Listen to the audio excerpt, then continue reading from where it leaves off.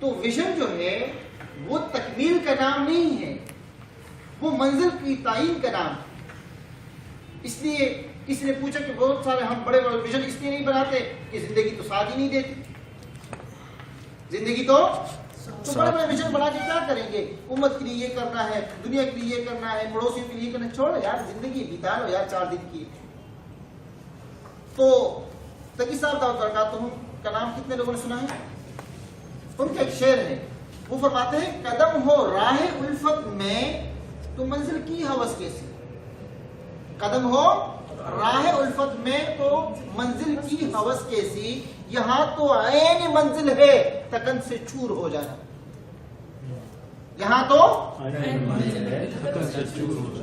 نوح علیہ السلام کی قرآن مجید میں کتنے مقامات میں ذکر ہے، اتنا وہ کی، اتنا وہ کیا، اتنا وہ کیا، اتنا وہ کیا۔ سورہ نوح میں تو وہ درد بالکل بیان کیا۔ آپ میں سے کوئی حافظ ہے؟ جی ہاں سنائیں۔ یا رب ان قوم لیلا و نہارا، یا اللہ میں نے تم کو دن میں رات میں دعوت دی، فلم یزدہم دعائی الا فرارا، نہیں بات کی مگر بھاگنے کے سوا، بھاگتے جا رہے بھاگتے جا رہے۔ اور انی کلما دعوتہم لتغفر لہم جعلوا اصابعہم فی، بات ہی نہیں سنتے، کپڑوں کو اوڑھ لیتے۔ اور میں نے ان کو دعا پکارا، چپکے بھی، ظاہراً بھی، علانیاً بھی، لیکن مانتے نہیں۔ تو کیا اللہ سبحانہ وتعالیٰ نے نوح علیہ السلام کی کامیابی کا ٹپا لگایا ہے، ناکامی کا لگایا؟ مفسرین نے لکھا ہے کہ کتنے لوگ مسلمان ہوئے؟ 5 لوگ، 6 لوگ، 83 لوگ، 80 لوگ۔ اس سے بڑا عدد تو ہمیں مفسرین کی کتابوں میں نہیں ملا۔ تو کیا نوح علیہ السلام دنیا کے کامیاب ترین لوگوں میں سے ہے یا نہیں؟ بولے، کیونکہ انبیاء سے زیادہ کامیاب دنیا کی کوئی شخصیت ہو ہی نہیں سکتی۔ بلکہ اولو العزم انبیاء کتنے ہیں؟ 5۔ ان میں سے پہلا نام کس کا آتا ہے؟ تو کامیابی اور ناکامی منزل کے حصول کا نام نہیں، منزل کی طرف چلنے کا نام۔ تو ویژن جو ہے یہ بہت اہمیت رکھتا ہے کہ ویژن کیا۔ ایک کہانی ہے،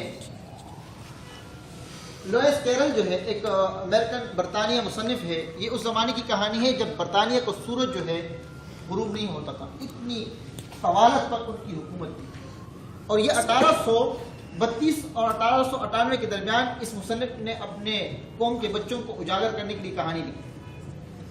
ایلس ونڈرلینڈ کہتے ہیں طلسماتی دنیا، جادو نگری۔ کس کو کہتے ہیں؟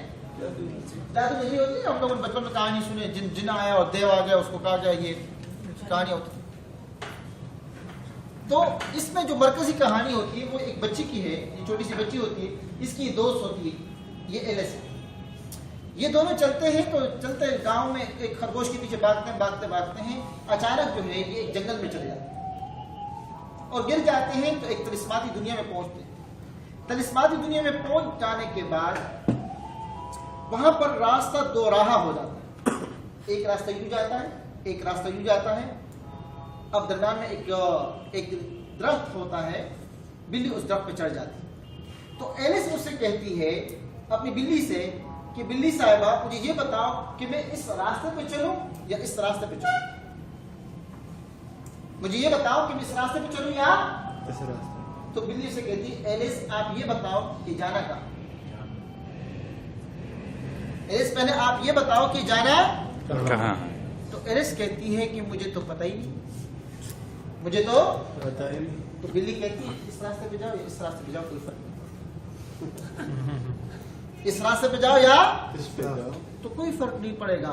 زندگی میں ویژن جب نہیں ہوتا تو کبھی ہم اس راستے پہ چلتے ہیں، کبھی اس راستے پہ چلتے ہیں، فرق نہیں پڑتا۔ اس لیے زندگی گزرتی ہے، شام ہوتی تمام ہوتی ہے، تمام ہوتی ہے، نہ راستوں کی خبر، نہ راستوں کی خبر، نہ منزل کا پتہ، چلتے رہنے کو یہ لوگ سفر کرتے، چلتے رہنے کو یہ لوگ سفر کرتے ہیں۔ زندگی صبح شام ہوتی ہے، سفر طے ہو رہا ہے، بس مر جاتے ہیں، پھر زندگی نئے لوگ پیدا ہوتے ہیں، پھر زندگی گزرتی ہے۔ تو زندگی جو ہے ویژن کے بغیر ایسا ہے کہ صرف بغیر منزل کے تعین کے سفر کرنا. تو پہلا ایلیمنٹ زندگی میں کیا ہونا چاہیے؟ اگر ہم یہ چاہتے ہیں کہ زندگی کیا گزرے، مقصد گزرے، تو مقصد زندگی کے لیے پہلا ایلیمنٹ کیا ہونا چاہیے؟ ویژن. وہ خواب دیکھنا ہے، وہ منزل دیکھنی ہے، وہ ویژن کیا ہے، وہ بہت ضروری ہے. علامہ اقبال نے اپنے شاعری میں بہت سارے اشعار میں اس کا اشارہ بہت کیا ہے. ان کا ایک شعر ہے کہ آسماں پہ کر نظر انجمن مہتاب دے. آسماں پہ کر نظر انجمن مہتاب دے، صبح کی بنیاد رکھنی ہو تو پہلے خواب دے.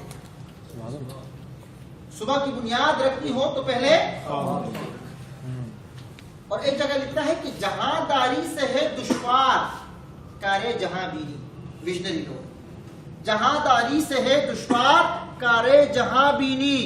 جگر خوں ہو تو دل میں پیدا ہوتی ہے چشمے نظر پیدا. بصارت اور بصیرت میں فرق ہے. میں نے بتایا نا موجب مقاصد اللغہ میں لغات کے بہت بڑی فن بیان کیا ہے. اور آپ لوگوں نے مجرد اور مزید کے ابواب میں پڑھا ہے کہ مجرد اور مزید کے معنوں میں کتنے تبادلہ ہوتا ہے. تو بصارت آنکھوں کی نگاہ کو کہتے ہیں، بصیرت دل کی نگاہ کو کہتے ہیں. بصارت کے تناظر میں بصیرت بھی ضروری ہے، ورنہ تیرا دیداوری کو کون پوچھے گا. اور قرآن مجید میں آنکھوں کے اندھوں کو اندھا نہیں کہا. افلم یسیروا فی الارض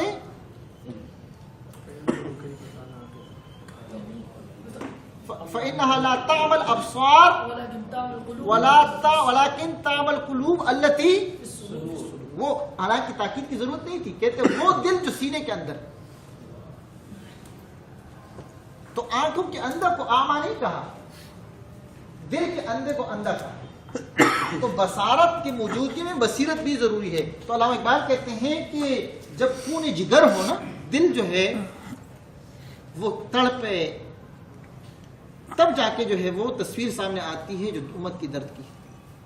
تو اس لیے فرماتے ہیں کہ جہاں داری سے ہے دشوار کارے جہاں بینی. جگر خون ہو تو دل میں پیدا ہوتی چشمے نظر پیدا. وہ اندر کی نورانیت پیدا ہوتی، اور اندر کی نورانیت بغیر ویژن کے ہو ہی نہیں سکتی. ایک جگہ لکھتے ہیں کہ کھول کر آنکھیں میرے آنے افکار میں آنے والی دور کی ایک دھندلی سی تصویر دیکھ سکتی. ویژن پہلے اتنا واضح نہیں ہوتا، جتنے جتنا آگے جاتے ہیں تو راستے کھلتے جاتے ہیں.